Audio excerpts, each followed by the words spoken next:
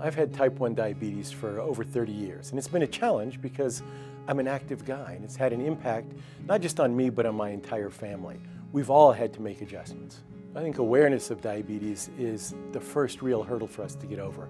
People don't realize that it impacts so many hundreds of thousands of people here in Colorado alone, and it affects everything we do, the way we exercise, the way we interact with our families, the way we do our jobs.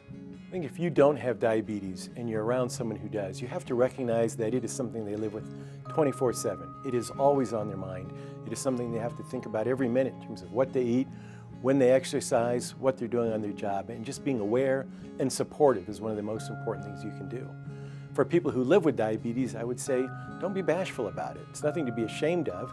It's something you need to let people know about, because otherwise they can't help you. They can't be aware when you have a need. I make sure that people in my office know that I have diabetes, and they can tell when I'm facing a low blood sugar reaction, and they can ask me questions before I go on camera or walk into an event. How's my blood sugar? Those things are important. Whether people live with type 1 or type 2 diabetes, there's nothing they can't do. I've been able to travel around the world, to climb mountains, to kayak, to mountain bike, to race, to ride motorcycles, and to raise a family. And diabetes has certainly had an impact, but it's not stopped me from doing any of those things.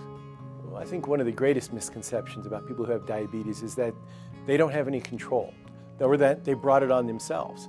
I think for a lot of people, especially those with type 2, but even those with type 1, people assume that we did something to ourselves, either the way we ate, the fact that we didn't exercise, that somehow this is a self-inflicted wound, and it's not.